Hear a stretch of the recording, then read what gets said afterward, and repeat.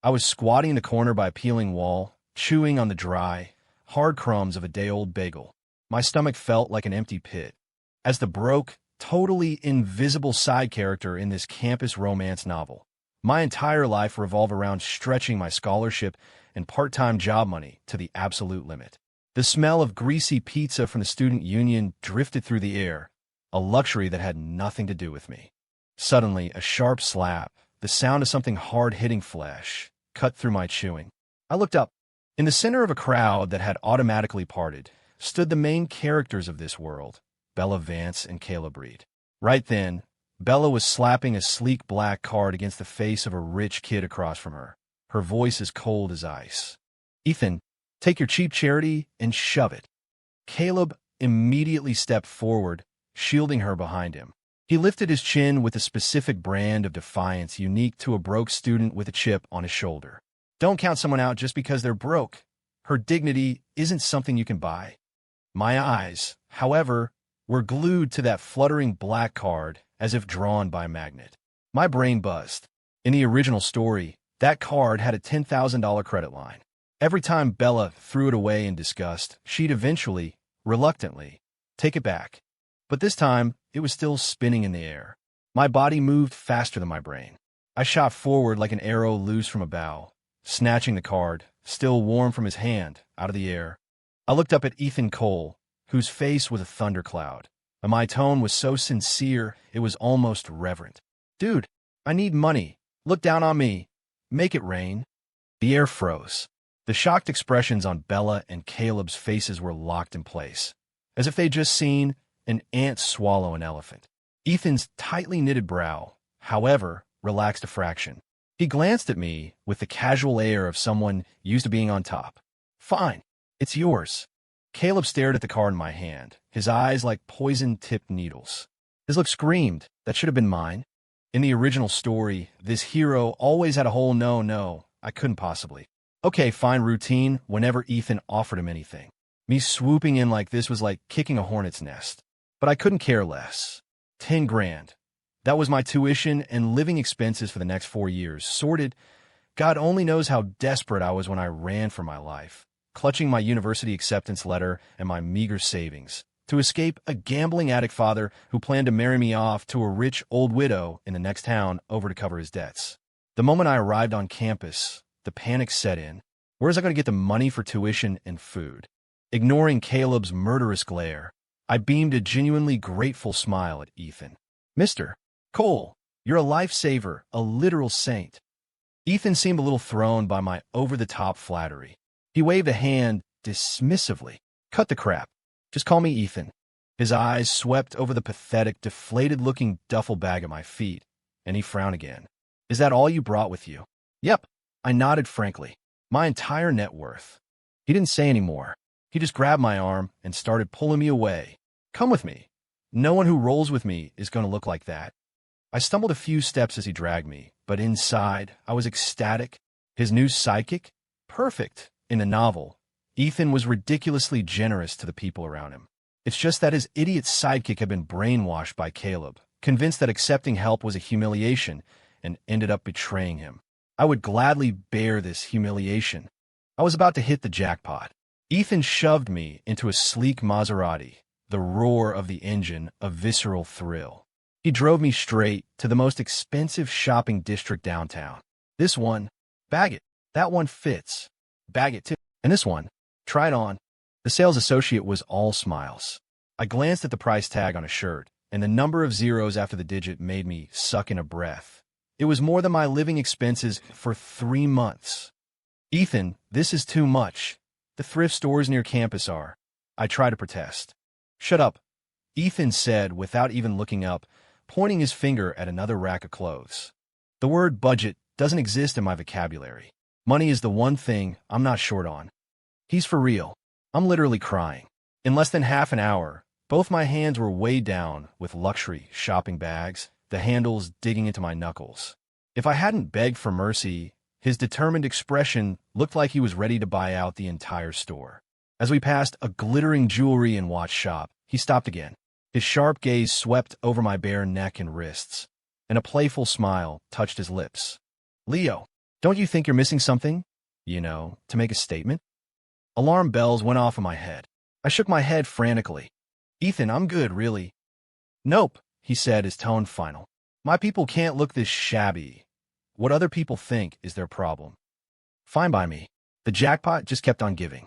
When we walked out of the high-end boutique again, a heavy gold chain was weighing down my neck, a Rolex that could blind someone was on my wrist, and even my belt had been swapped for an Hermes with a conspicuous H-buckle. I was a walking luxury showcase. Sitting in a Maserati on the way back to campus, the city lights streaking by, I touched the cool metal of the watch and the smooth leather of the belt, and the reality of it all started to sink in. This all happened because of one desperate dash in a corner of the quad. Ethan, my man, you are my guardian angel. The car pulled through the campus gates, and the brightly lit, bustling scene brought me back to my senses. A student wearing all this, it was way too flashy. I quietly took off the heavy gold chain and the watch, and even quickly swapped the belt for my old, faded one. Keeping a low profile was the key to survival on campus. These treasures were for making a statement at critical moments. Back in the dorm room, my other 3 roommates had already arrived. And of course, Caleb Reed's familiar, annoying face was among them. His eyes immediately landed on the mountain of luxury shopping bags in my hands. He instantly turned on Ethan, his voice laced with his usual moral superiority-laced condemnation. Ethan, are you serious? Leo is your classmate, not your hired help. Making him carry all this stuff for you. Have you no respect? I was about to explain, but Caleb cut me off, acting like he was my champion of justice. Leo, you don't have to make excuses for him. I know his type. Thinks he can look down his nose at everyone just because he has a little dirty money. The word respect isn't even in his vocabulary. Ethan was a great guy, but he had a short fuse. Provoked like that, his anger flared. Whoosh. He didn't even bother explaining, just shot back. I didn't ask you to carry it. So why are you barking? The other 2 roommates looked on with disapproval. One of them tried to mediate. All right, we're all roommates. Let's not get so heated. Caleb immediately put on his magnanimous face and sighed. Fine. I'm sure Ethan didn't mean anything by it. Let's not ruin the mood over me. The words sounded like a concession, but they effectively nailed Ethan to the cross as an arrogant bully. Seeing Ethan was about to explode again, I jumped in front of him, my voice rising as I aimed my full fire at Caleb. Enough, Caleb. You're the only one talking here, aren't you? Blah, blah, blah. These clothes and shoes aren't Ethan's, they're mine. Caleb froze mid-sentence, like a rooster being choked, his face a mask of disbelief. Yours? Impossible. You're so poor. So what if I'm poor? Am I eating your food? I cut him off without a hint of politeness, my voice filled with deliberately exaggerated hurt. Has Ethan ever once looked down on me for being poor? No. But you? The first thing you do is assume I stole something or that I'm some kind of sugar baby. Caleb, we just met. How can your mind be so filthy? My parents told me college kids in the city were supposed to be sophisticated, that they wouldn't look down on poor students from mountains. I guess they were wrong. I trailed off, lowering my head and letting my shoulders tremble slightly, perfectly playing the part of kid from Sticks, deeply wounded but trying to hold it together. Playing the victim? 2 can play at that game. The effect was instantaneous. The way the other 2 roommates looked at Caleb changed, now filled with disapproval and a hint of reproach. Caleb panicked, trying to defend himself. I wasn't looking down on you. My family's not well off either. Oh, I get it. I snapped my head up, my eyes sharp as a knife. You're just a hater. You see that Ethan has money, so you're trying to make him look bad? Is that it? No. Ethan used to... Caleb got desperate, trying to bring up old history. In the original novel, that was his go-to move, tear down Ethan to build himself up. I gave him 0 chance, cutting him off again. I don't care about used to, I only trust what I see. Ethan saw I didn't have much luggage and insisted on buying me clothes.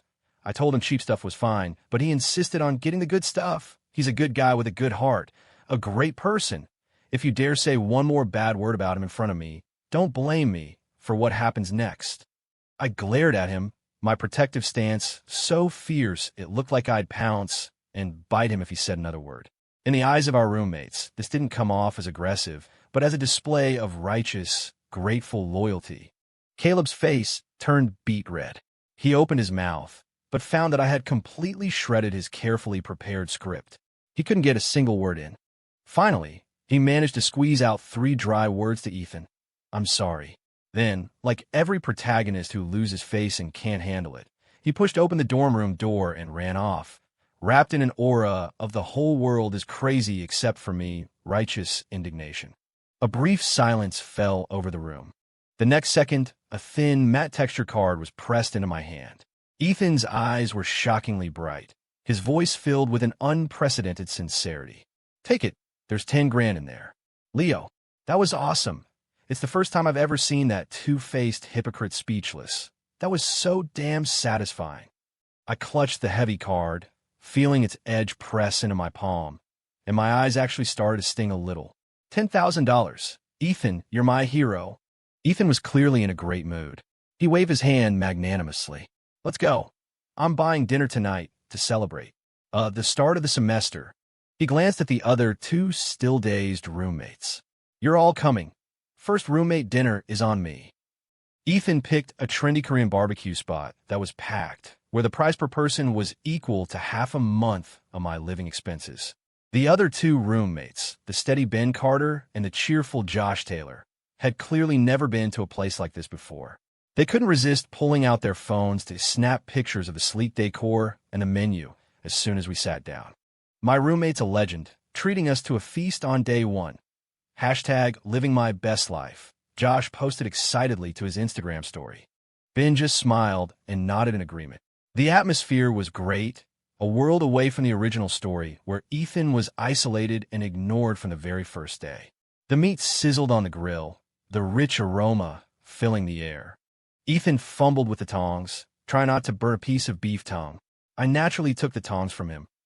"Here, Ethan, let me. I've got this." Back home, knowing how to cook food with the absolute minimum amount of oil was a required skill. I expertly flipped the slices of meat, watching the fat drip onto the charcoal and send up tiny flames. Ethan watched my practice movements with a complicated look in his eyes, but in the end, he just patted my shoulder. The meal was a huge success. Ben and Josh's opinion of Ethan was visibly improving by the minute. Toward the end, Ben and Josh went to the restroom together. The warm, smoky atmosphere still lingered at our table. Just then, a cold voice, laced with anger, shattered the harmony. "Ethan, that's enough."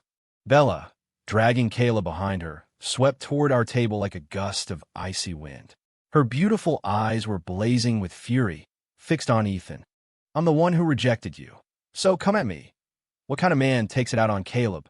Ethan's eyes had lit up for a second when he saw Bella, but her words instantly extinguished that spark, replacing it with the anger of being falsely accused. He roared at Caleb like a lion whose tail had been stepped on. "Caleb, are you spreading your lies to Bella again, you snake?" Caleb flinched, taking a half-step back. He lowered his eyes at the perfect moment, his voice full of restrained hurt. "Ethan, I didn't. It's just that Bella saw you treating our roommates to dinner and not me, and she thought you were deliberately shutting me out." He turned to Bella, his tone sincere and humble. "Bella, it's okay. Someone like me doesn't deserve to eat at the same table as someone like Ethan anyway. It's fine that he didn't invite me. I don't blame him. It was a classic guilt trip, and Bella fell for a hook, line, and sinker." She looked at Caleb with pity, and when she turned back to Ethan, her gaze was even colder. "Ethan, look at him. Caleb is so kind. You insult him like this, and he's still defending you." "I didn't insult him," Ethan insisted, his voice muffled with frustration. Still denying it, Bella's voice dropped, carrying an undeniable command. "I know exactly what kind of person you are. Now apologize to Caleb." Immediately, same old story. Every time Caleb played his kind and patient card, Bella would back Ethan into a corner, forcing him to bow his head for the slim possibility of her favor. But this time I was here. I gently nudged Ethan's tense arm with my elbow, signaling him to keep quiet. Then I looked up, meeting Bella's icy stare, my voice as calm as if I were commenting on the weather. "Apologize for what?" Bella and Caleb both froze, as if just noticing my existence as the little sidekick. I slowly pulled out my phone, opened a recording, and turned the volume all the way up. In the quiet corner of the restaurant, My voice and Caleb's rang out, clearly frowny face my voice, recording. Caleb, Ethan wanted me to ask you. Caleb's voice recording, rudely interrupting Ethan's lapdog. Get lost. Beep, beep, beep. Dial tone. The recording ended. I put my phone away and looked at their suddenly changed faces. Did you hear that? Ethan did have me invite Caleb. It was Caleb who was rude, hung up on me, and called me a lapdog. So how is this Ethan's fault now? Was this shutting him out? Bella's confident, condescending expression froze on her face. A flicker of doubt and shock crossed her eyes, and for the first time, her gaze on Caleb became questioning. The color drained from Caleb's face. His lips trembled. No, Bella, let me explain. That call was... Everything happened in an instant. Ethan, who had been bottling up his anger of being falsely accused, exploded the moment he heard Ethan's lapdog. He shot up from his seat like an enraged lion, lunged across the table, and slammed his fist into Caleb's face. You son of a bitch! I can take you lying about me to Bella, but how dare you bully Leo? The punch was fast and hard. Caleb staggered back, blood immediately gushing from his nose. Ah! Bella screamed, instinctively grabbing for Ethan's arm. Ethan, stop. Seeing her hand about to grab Ethan, I acted on reflex. I stood up and gave her a hard shove. It wasn't a powerful push, but Bella, clearly not expecting a move from a minor character like me, lost her balance. With a cry, she fell flat on her, but her face a mask of utter disbelief. The scene descended into chaos. Ethan grabbed Caleb's collar, ready to hit him again. Caleb was howling, clutching his face. Bella sat on the floor, shocked and furious. Waiters and other customers rushed over, exclaiming in surprise. In the middle of the mayhem, my eyes met Ethan's for a brief moment. Looking at each other, aside from some rumpled clothes, completely unscathed, and then looking at Caleb's bruised and bloody face and Bella's pathetic state, a ridiculous sense of satisfaction washed over us. This round, a total victory. Finally, several waiters managed to pull Ethan away. Ben and Josh, hearing the commotion, rushed back and were stunned by the scene. What happened? Ben asked with a frown. I shrugged and gave them the short version. What else?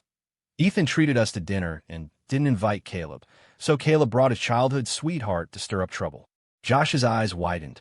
Seriously, does Caleb have no shame? It's Ethan's choice who he wants to treat to dinner. Who is he to say anything? That's no different than begging. There is a difference, Ben added coldly, glancing at Bella and Caleb on the floor.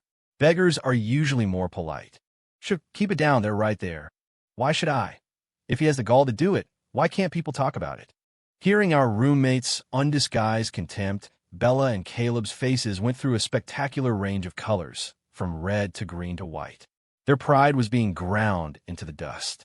Bella shot up from the floor, her face dark, her voice seething. Who said we were here to beg?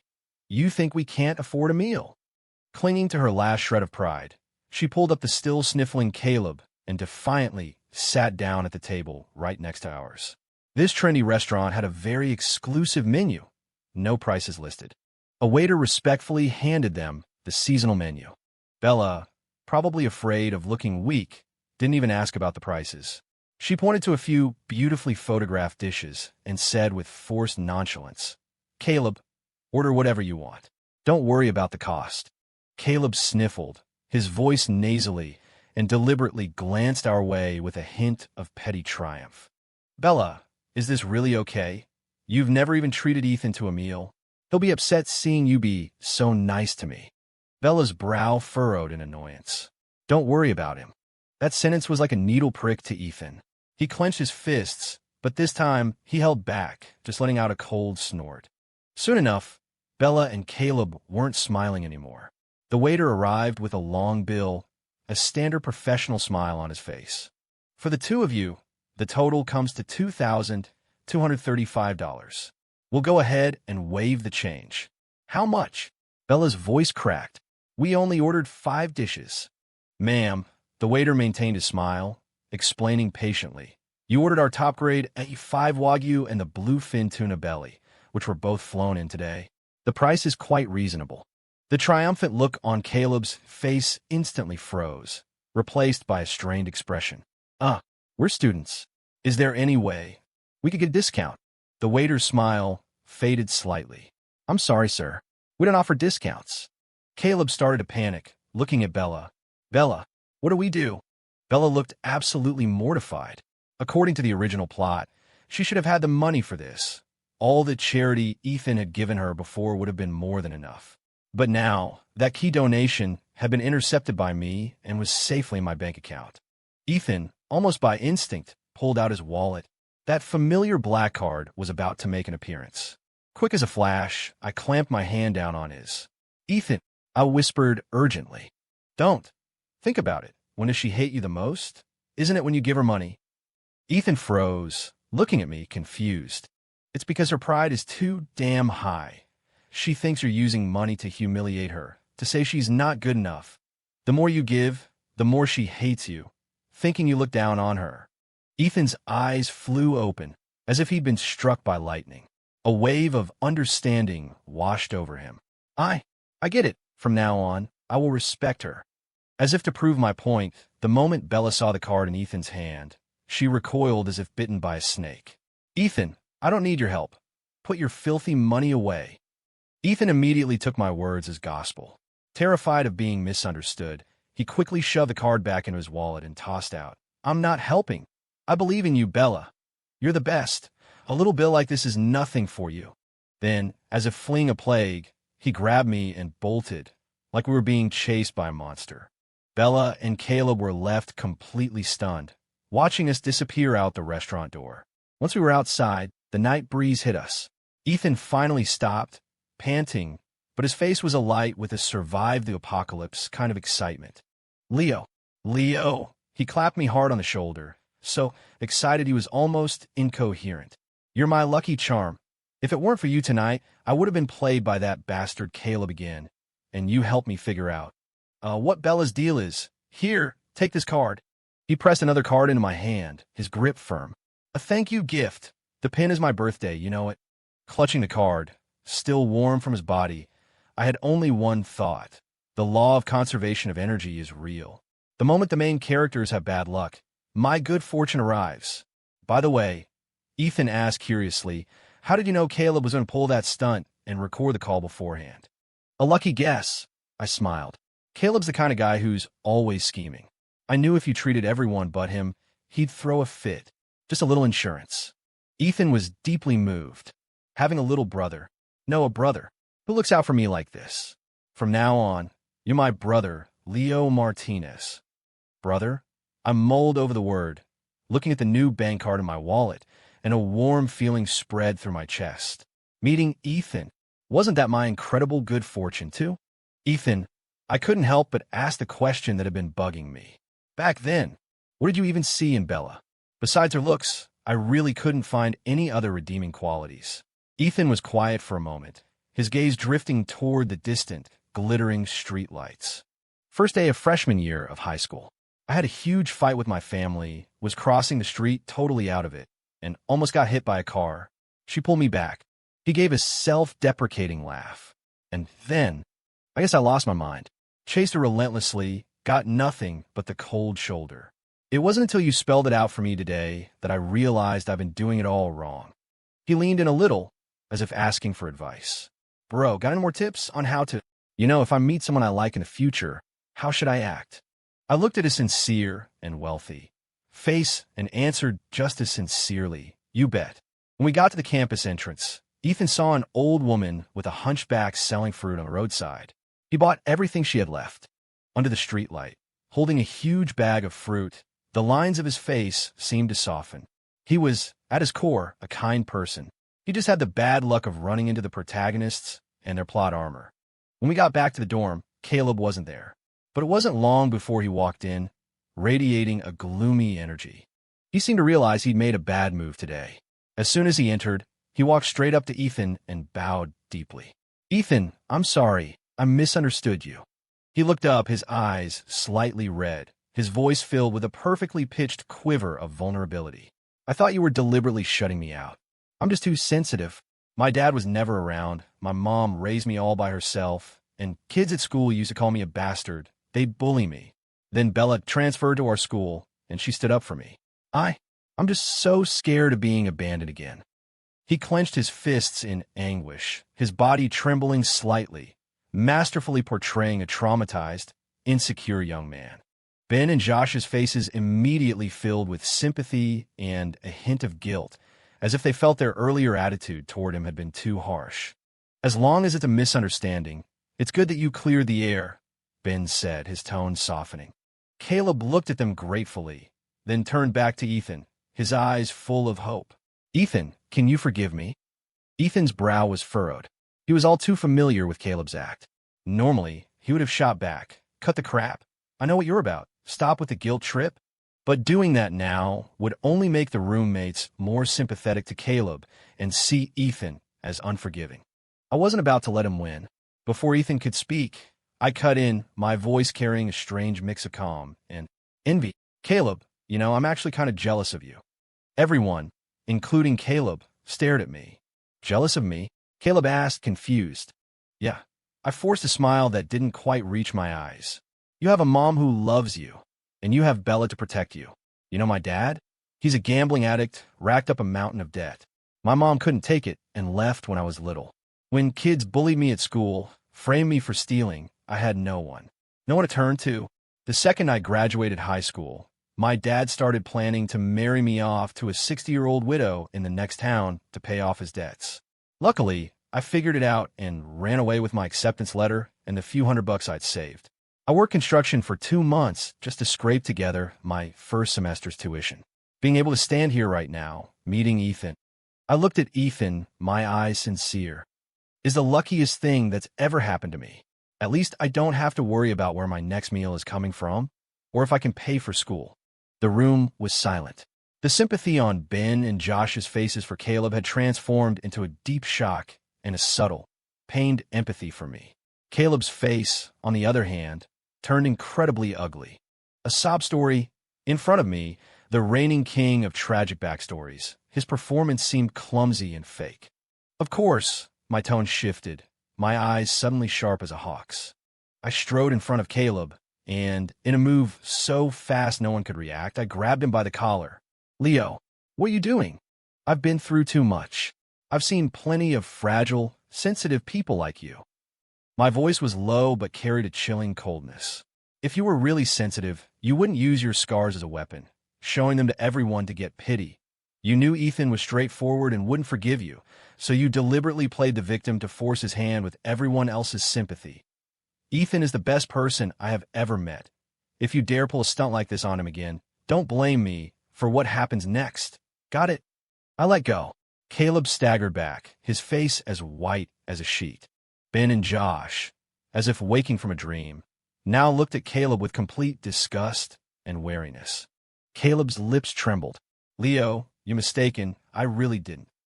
Whether you did or not, you know the truth. I cut him off coldly. Go back to your desk. As long as I'm here, you can save your little act. Caleb stumbled back to his side of the room, utterly defeated. The atmosphere was thick with tension.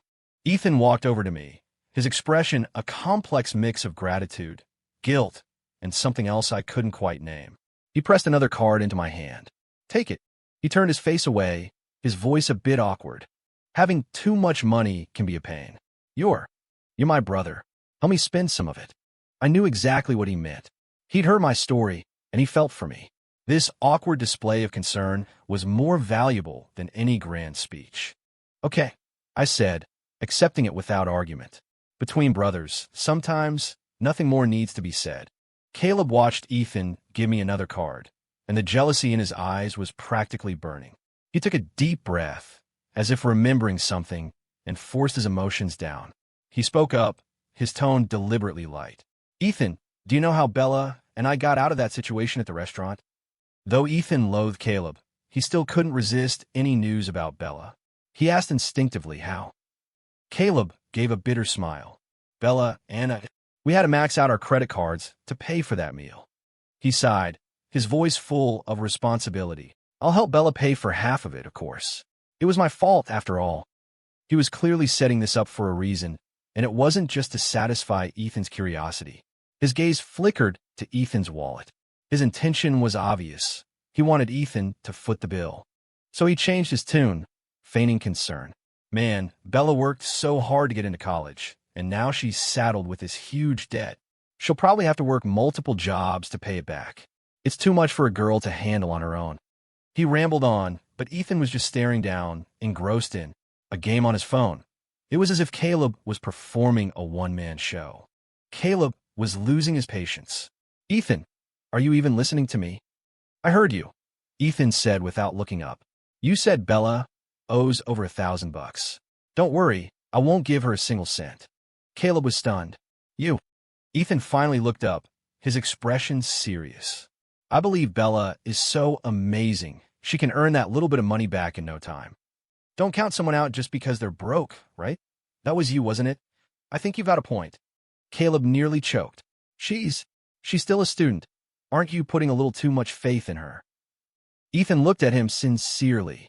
"Her abilities? Isn't that what you're always talking about? I absolutely respect her.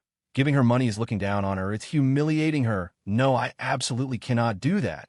I believe in her. Never mind 1,000, even 10,000. Bella could handle it. Go, Bella, go." I held back a laugh, nodding vigorously beside him. "That's right. Praise her.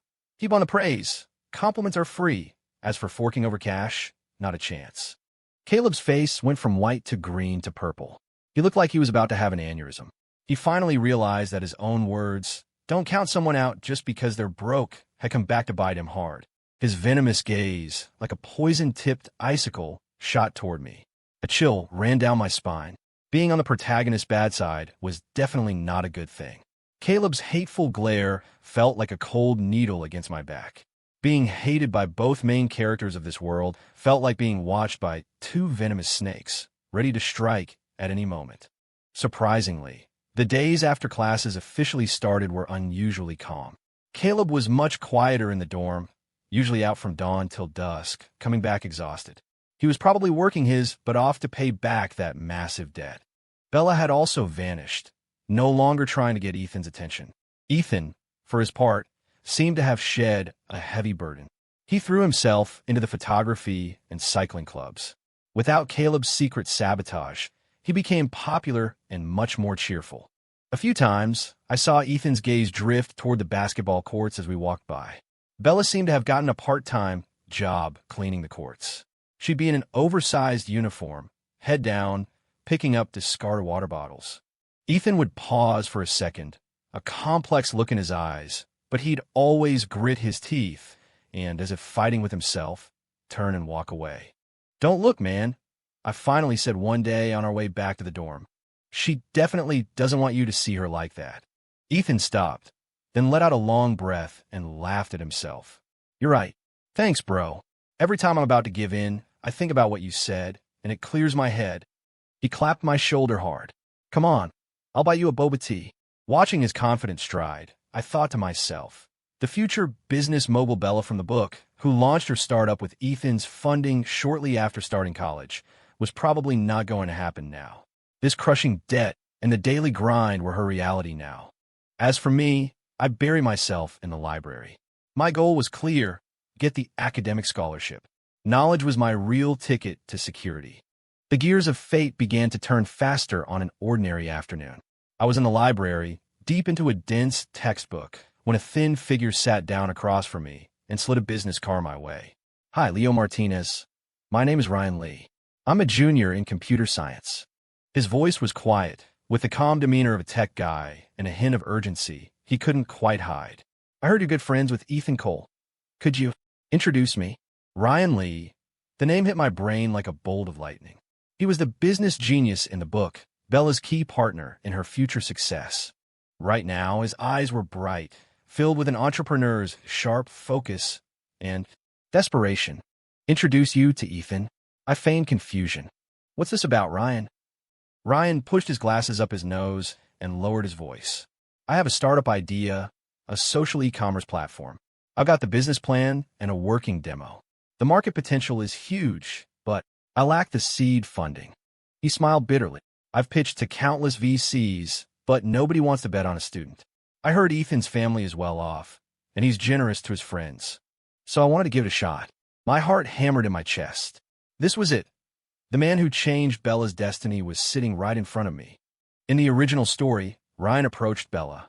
She saw the opportunity and invested the money Ethan had given her.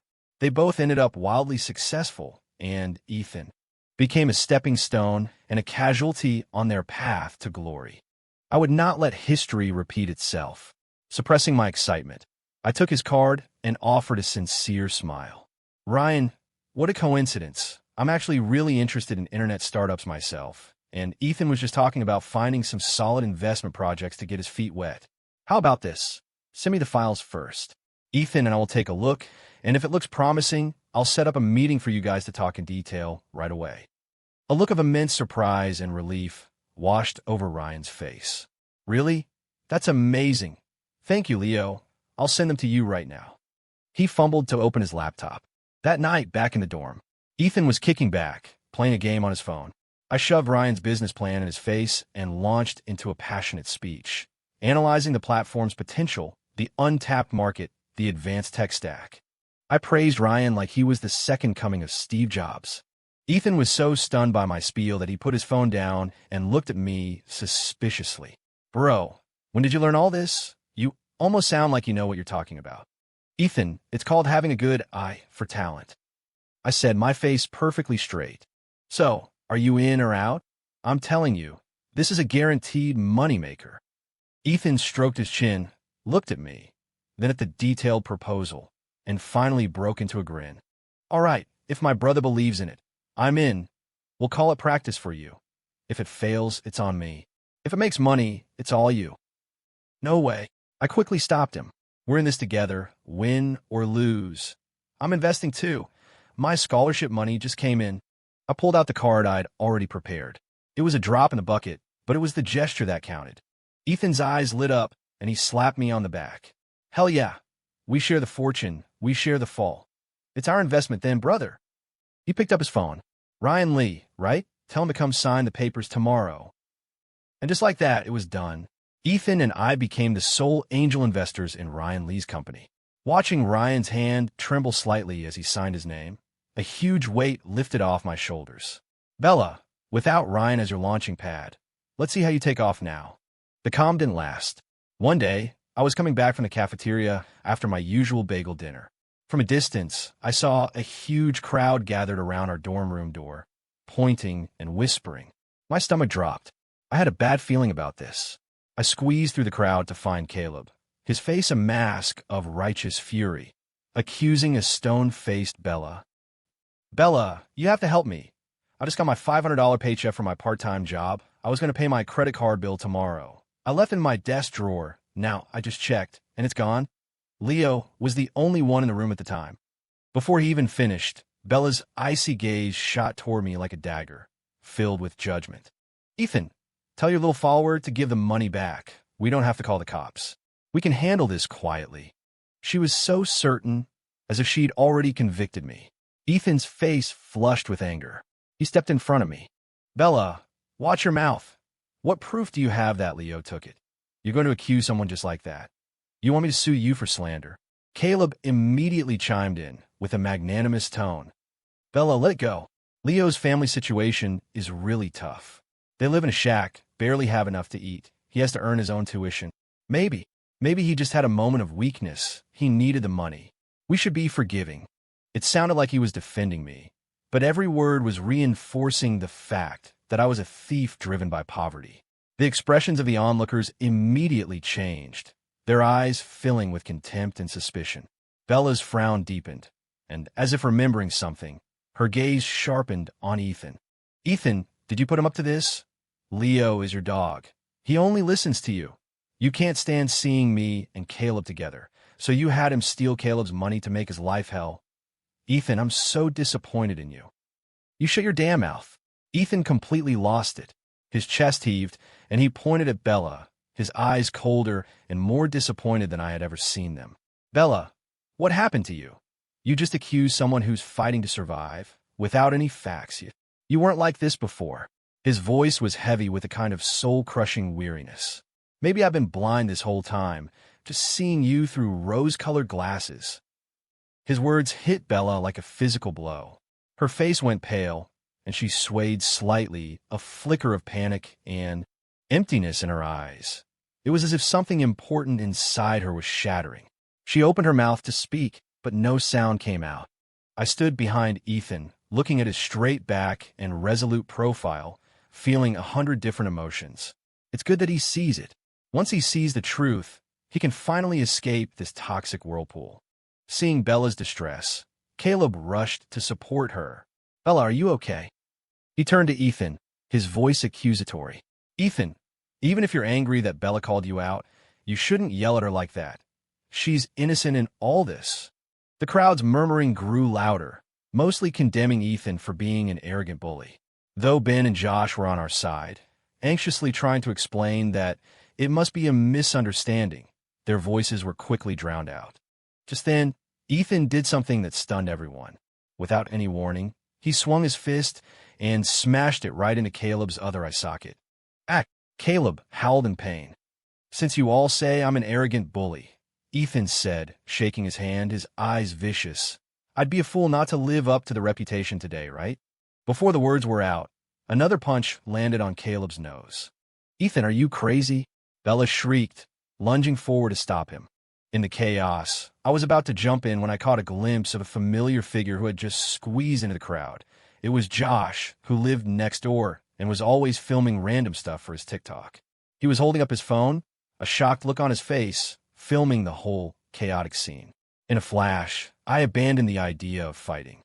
Instead, I whipped out my own phone, quickly opened an encrypted folder, selected a video I'd had ready for a while, and sent it directly to the class group chat, tagging the resident advisor and every student I recognized in the crowd. The moment the video sent, I held my phone up high, my voice cutting through the noise. "Everybody shut up. Is framing people fun? Look at this. The proof is in the group chat." My shout was piercing and immediately got everyone's attention. People reflexively pulled out their phones and opened the video pinned in the class chat. The video was clear. The location was the fire hydrant in the rarely used stairwell. The timestamp was from this afternoon. In the video, a sneaky-looking Caleb appeared. He nervously looked around, and when he was sure no one was there, he pulled a stack of cash from his pocket. The bills were clearly visible, stuffed it into an unremarkable brown paper bag, and quickly hid it behind the fire hydrant. After he was done, he even checked his hair in the reflection on the fire hydrant's glass door, a smug smile on his face. The video ended. Silence. A dead, absolute silence fell over the doorway. A few seconds later, an uproar erupted. "What the hell? He set it all up himself? That is next-level evil. Framing someone like that. I knew Leo wouldn't do something like that. That Caleb guy is a real scumbag. Ethan and Leo almost got totally screwed by him. If it wasn't for this video..." "Leo, where did you get this video?" I lower my phone, my voice calm. A good Samaritan, who couldn't stand seeing them bully someone, sent it to me. The moment the video played, all the color had drained from Caleb's face. He was chalk white, his lips trembling, his eyes vacant, as if all his strength had been sucked out of him. He whipped his head toward me, his eyes so full of hate it was like they could draw blood. "No, Bella, let me explain." He grabbed her arm like it was his last lifeline, his voice shrill. "The video is fake. It's edited, or I must have been sleepwalking. I've been working so much. I'm exhausted. I don't even know what I was doing. Bella, you have to believe me." Bella's body was rigid. She stared at Caleb, then back at the ironclad video evidence, then at the undisguised contempt on the faces of the students around them. Finally, her eyes swept over Ethan's emotionless face, and then to me, standing behind him with a clear conscience. Her face went from red to green to white, like an overturned paint palette. It was the dizzying feeling of a shattered belief system and the utter shame of being stripped bare in public. Slap, a crisp, sharp sound. Bella, using all her strength, slapped Caleb hard across the face. "Caleb, you make me sick." Her voice was hoarse, on the verge of tears, her eyes filled with complete despair and the rage of being played for a fool. She violently shook his hand off, as if escaping a disease, pushed through the crowd, and ran without looking back. Bella, wait, let me explain." Caleb clutched his face, trying desperately to follow her, but the other students, intentionally or not, blocked his path. "Get out of my way," he roared, but was met only with more scornful looks and merciless jeers. "Ah, Did the little drama queen's show get canceled? You've got some nerve trying to go after her. Just get lost. You're disgusting to look at. Ethan watched the whole drama unfold with cold eyes. Only after Caleb had also miserably squeezed his way out of the crowd and disappeared did he turn to the onlookers and announce clearly, "Let all of you be my witnesses. This isn't over. The Cole family's legal team will be teaching these two the meaning of slander and false accusation. You can expect a letter from our lawyers." With that, he looked at no one else, grabbed me, and pushed through the remaining crowd into our room, slamming the door shut with a loud bang. The door shut out the noise. Ethan leaned against it, letting out a long, deep breath, as if a massive weight had been lifted from his shoulders. He looked at me, his expression complex. There was the aftershock of anger, the pain of betrayal, but mostly a sense of finality, of relief and release. "Leo," he said, his voice a little hoarse, "I'm sorry. You got dragged into this again." I shook my head and smiled sincerely. "Ethan, don't say that. The truth is out. That's what matters. Besides, this just proves your innocence, right? That's only because you had that video." Ethan walked over and gave me a quick heart hug. He clenched and unclenched his fists, then finally let out a loud, hearty laugh. "Ha ha! Awesome! That was so damn awesome! That bastard Caleb had it coming. You're like his kryptonite." He paused, his eyes sincere. "And you're my lucky charm." "Ethan," I said, seeing the last traces of his infatuation with Bella completely gone from his eyes. "So now, you really don't have any feelings for her left?" Ethan nodded without hesitation, his gaze clear. "None. Now, when I think about how self-righteous and clueless she was, I just cringe. I was such a blind idiot." He shook his head, laughing at himself, then pulled out another card and stuffed it in my hand. "Take it. I'm happy today, and I figured something out. Spending money on people who don't deserve it brings you a lifetime of bad luck. Spending money on my brother brings a lifetime of good luck." The law of conservation of energy had, once again, proven itself true. Ethan was a man of his word. To celebrate his newfound freedom from his toxic crush, and to thank Ben and Josh for having his back, he treated us all to dinner at an off-campus steakhouse that was rumored to have a Michelin-starred chef. The ambience was elegant, with candlelight and gleaming silver cutlery. Ethan expertly ordered expensive steaks and red wine. Ben and Josh, though trying to act cool, couldn't hide the excitement in their eyes. As I cut into my tender, juicy steak, I listened to them chat about their club activities, chiming in occasionally, soaking in the normal, precious atmosphere. During the meal, I overheard snippets of conversation from the table next to us. "Did you hear? The money Caleb hid behind the fire hydrant actually disappeared. Serves him right. That's what you call poetic justice. What goes around comes around. Should keep it down. But seriously, so satisfying." I raised my glass to hide the smile playing on my lips. I had indeed taken the money, a taste of his own medicine. I hadn't kept it, though. I'd anonymously donated it to a charity for students in underserved mountain communities. Consider it Caleb's contribution to good karma. The Cole family lawyers were brutally efficient. In less than a week, official letters bearing a law firm's crimson seal were delivered to Bella and Caleb. The letters were meticulously worded, outlining their public slander and false accusations at our dorm, the damage it caused, and demanding a public apology and compensation for emotional distress. Under the immense pressure of legal action and the implicit threat of the Cole family's influence, Bella and Caleb finally caved. On their campus forum accounts and in the class group chat, they each posted a scanned, handwritten apology letter, 800 words long and practically bleeding remorse, at least on the surface. They admitted to believing false rumors, acting impulsively, and causing serious harm to Leo Martinez and Ethan Cole, stating they would reflect deeply and offering their sincerest apologies. After the letters were posted, their names became infamous on campus. Walking around, they were met with pointing fingers and whispers. The campus royalty had fallen from grace, their protagonist halo shattered. Bella quit her job at the basketball court and became even more reclusive.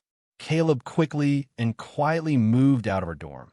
There was a vacant bed next door, and the guys in that room wailed in the hallway for an entire afternoon when they heard he was moving in. I thought that after this whole ordeal, Ethan was finally done with those two for good. But I should have known that when it comes to money, some people have no shame. Life settled into a rhythm of turning pages in the library, the buzz of Ethan's club activities, and the increasingly busy meetings at Ryan's company. A year flew by. Ryan's platform, powered by the Cole family's deep pockets and the occasional inspired suggestion from my vague memories of the future, was growing at an explosive rate. When the year-end dividends came in, I stood in front of the campus ATM for a long time, just staring at the long string of zeros on the screen. Sunlight streamed through the skylight, warm and comforting. A sense of security I had never felt before washed over me. I knew that in this life, at the very least, I would never have to worry about food or shelter again. And it all started with that one black card Ethan had tossed at me in the quad, and the countless casual loans and gifts that followed. I had to repay his kindness. On Ethan's birthday, I gritted my teeth and spent a huge chunk of my dividend payout. I pulled some strings and bought him a limited edition model sports car he'd been talking about for ages, a perfect 1-to-1 scale model of his very first supercar.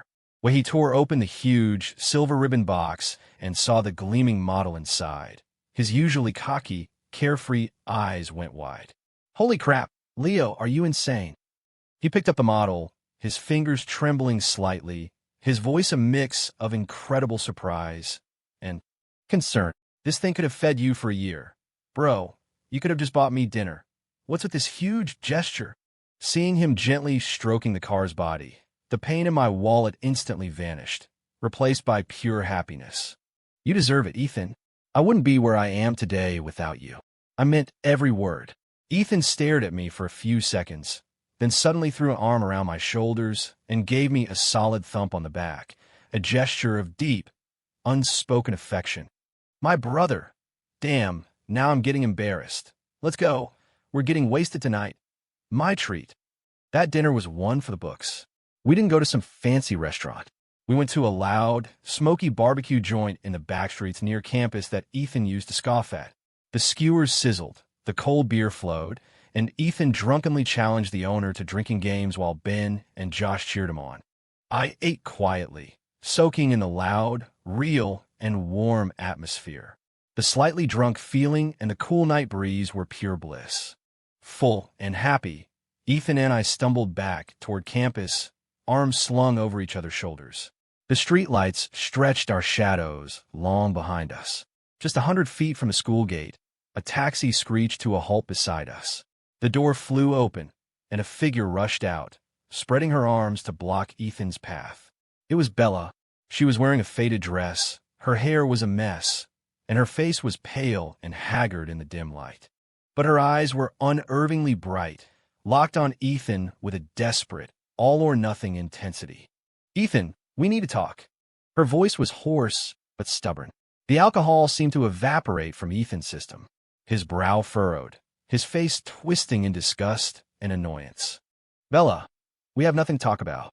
Get out of my way. Just looking at you ruins my appetite." He grabbed me and tried to go around her, but Bella stood her ground as if rooted to the spot.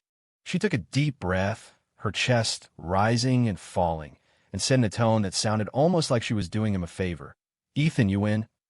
I'm willing to go out with you." The air seemed to solidify. Even the smell of barbecue smoke from down the street seemed to hang motionless for a second. Ethan's expression shifted from disgust to utter disbelief. He looked like he'd just heard the world's worst joke, a sarcastic sneer spreading across his face. "You'll what? Go out with me? Did you hit your head, Bella? Are you even worthy?" Bella's face turned ugly, but she held on, her jaw tight. "Ethan, all your recent attacks on me, your relentless pressure, it was all because you couldn't get over me, right? You wanted to force me to come to you? Well, I'm here now. What more do you want? Don't play hard to get." Her tone was filled with her usual, suffocating self-importance. "If you really piss me off, I'll never look at you again." Her words were so absurd, I almost laughed out loud. Who gave her that kind of confidence?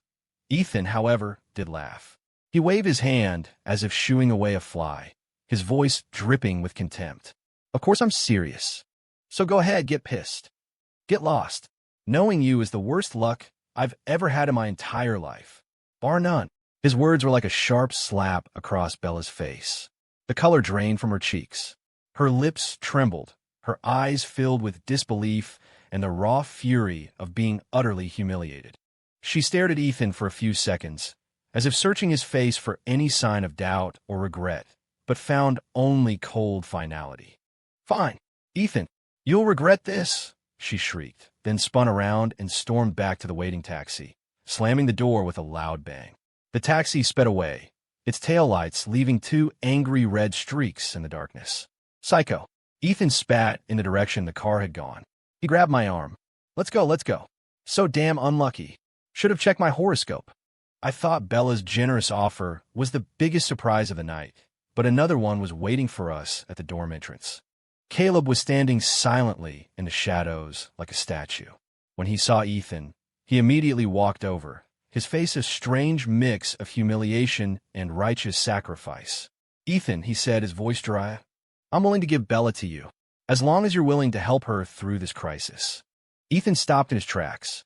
He looked Caleb up and down as if he were an alien, his expression shifting through a dozen emotions before settling on a combination of nausea and utter speechlessness. "Are you two insane? Did you both get dropped on your heads? Do you think Bella is some kind of golden prize everyone wants? To me, she's trash. And I'm not a garbage collector. I don't take in just any trash." Caleb was stunned by his crude, merciless takedown. He gaped. You really don't like Bella anymore." "Duh." Ethan rolled his eyes dramatically, his voice final. "So stay away from me. Seeing either of you makes me want to wash my eyes out with bleach." As if afraid of being contaminated, he grabbed me and practically ran into the dorm building, shutting the door on Caleb's shocked, bitter, and hateful stare. The world was finally quiet. Ethan sighed and collapsed into a chair, rubbing his temples. "Leo, are those two crazy? I'm avoiding them like the plague. Why are they still haunting me?" I handed him a glass of water. "Probably because they've run out of options." I'd heard whispers that Bella's gambling addict father had gotten into even bigger trouble, and her grandmother's medical bills were astronomical. Without Ethan as their personal ATM, their lives must have been a living hell. Ethan snorted but didn't say anything, though the disgust in his eyes deepened. Life was peaceful again for a while. Ryan's company continued its meteoric rise, its valuation skyrocketing. As an early shareholder, I had long since achieved financial freedom, my net worth growing exponentially. When I received another massive dividend payment, I decided to treat Ethan to a proper meal at the revolving restaurant on the top floor of the city's best hotel. It wasn't for any reason other than to thank him for changing the fate of a poor, invisible side character. Beyond the massive floor-to-ceiling windows, the city glittered. The exquisite French cuisine arrived course by course. As Ethan cut into his foie gras, he remarked, "Time flies. We're already seniors. Leo, you've done well for yourself." Who would have thought? He raised his glass. "To the future. To the future." I smiled, clinking my glass against his. The meal was perfect. Afterward, we walked along the riverfront to digest, the damp breeze cutting through the warmth of the restaurant. The neon lights shimmered on the dark water. Just as we were approaching the quieter path near the back gate of the university, 7 or 8 thugs with bleached hair and cheap tattoos swaggered out of the darkness, cigarettes dangling from their lips, blocking our path. The leader, a guy with a scar across his face, grinned, showing yellow teeth. "Hey, pretty boys. Me and my boys are a little short on cash. How about you lend us some?" Ethan frowned, instinctively pushing me behind him. His voice turned cold. "Get lost. Ooh, got an attitude, do ya?" Scarface laughed and brandished a steel pipe. "You want to do this the easy way or the hard way?" "Boys." Before he could finish his threat, everything changed. Several black-clad figures, swift as panthers, leaped out of the shadows, from the bushes, from the roofs of parked cars, even from behind a streetlight. Their movements were fast, precise, and brutal. In a matter of seconds, with a few short grunts and the sickening crack of bones, the 7 or 8 thugs who had been so menacing moments before were lying on the ground like discarded sacks, groaning and writhing, their weapons scattered. The whole thing took less than 10 seconds. Scarface was pinned to the ground by one of the men in black, his face pressed against the cold asphalt, his eyes wide with terror and confusion, as if he had no idea what had just happened. The other men in black stood silently around Ethan and me, forming a silent wall, warding off any potential danger. Ethan dusted off his clothes, though there was nothing on them, and calmly walked over to Scarface. He squatted down and prodded his face with the toe of his shoe. "Tell me, who sent you?" Terrified, Scarface confessed everything in a rush. It was a girl, last name Vance, and the pretty boy with her. They just said to scare you a little. The girl was supposed to run out and save you. They promised us $500 after. Boss, sir, we had no idea you had this kind of backup. We were just doing a job. Please let us go. Bella, Caleb, Ethan, and I looked at each other, and in his eyes, I saw a mixture of disbelief and cold anger. Huh. Ethan sneered and stood up. Still haven't learned their lesson. Trying to play the hero saves the damsel card, are they? Too bad for them. My eyesight is perfect now. He turned to the man who seemed to be the leader of the group. Old Joe, handle these guys the usual way. As for the two who hired them, a cold glint flashed in his eyes. Teach them a lesson they'll never forget. Just don't kill them. Yes, young master, Joe said in a steady voice and waved his hand. Several of the men dragged the moaning thugs into the darkness like they were sacks of garbage. Ethan walked back over to me, still fuming slightly. Damn it, what a mood killer. Those two ruined everything. Leo, you weren't scared, were you? I shook my head, watching the men in black disappear into the night, feeling nothing but a calm sense of finality. Of course, even with their protagonist halos dimmed, they just couldn't stop trying to self-destruct. Ethan, I reminded him, what about their plan to go start a business in Southeast Asia? Ethan paused, then burst out laughing as if he just heard the funniest thing in the world. Southeast Asia? A business? Great. Let them start a business. Let them build a whole new empire. His eyes were full of scorn. I wish them all the best, and I hope they never, ever come back. A few days later, Ethan received a text from Caleb from an anonymous international number. The tone was still a bizarre mix of confidence and bitterness. Frowny face Ethan. Bella and I have found a real path to wealth. We're about to go international and make it big. You just wait. When we come back rich and famous, we'll crush people like you who look down on us. You'll see. Ethan held the phone like it was contaminated. Are these two idiots brainwashed by some pyramid scheme? Rich and famous. Crush us. He tossed the phone to me in disgust. So gross. Block them now.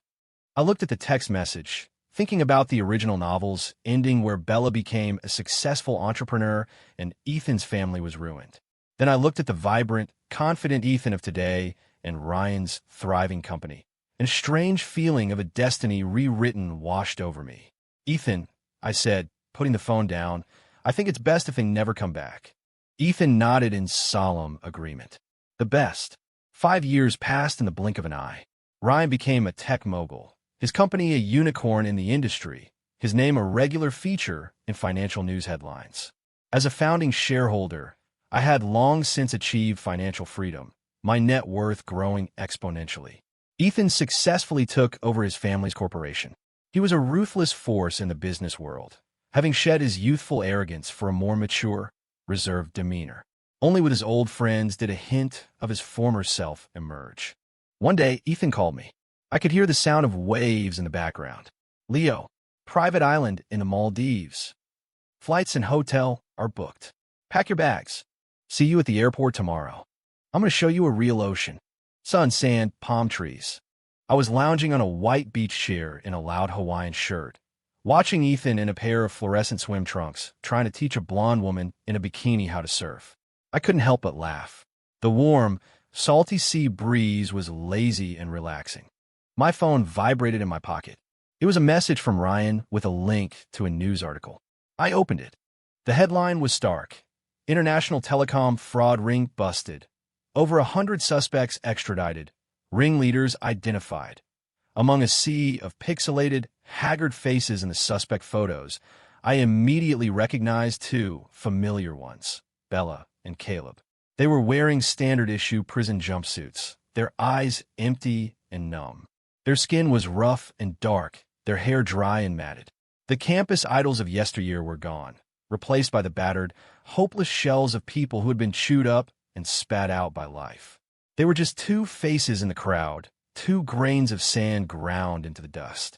The article mentioned that the syndicate had been operating for a long time out of Southeast Asia, using high-paying job offers and illegal confinement to force people into participating in telecom fraud schemes. The amount of money involved was enormous, the crimes particularly heinous. I calmly closed the link and looked up. Under the brilliant blue sky, Ethan had finally given up on his surfing lesson and was trudging toward me, surfboard in hand, cursing under his breath. His wet hair was plastered to his forehead, and in the sunlight, his grin was still as carefree as a teenager's. "What are you looking at? Let's go. Get in the water. I'll teach you," he yelled, expertly tossing a bottle of ice-cold soda into my lap. The cool droplets splashed on my face, making me flinch. I twisted open the cap. The cold liquid slid down my throat, chasing away the last of the heat. In the distance, the turquoise water stretched out to meet the sky, an endless, perfect blue,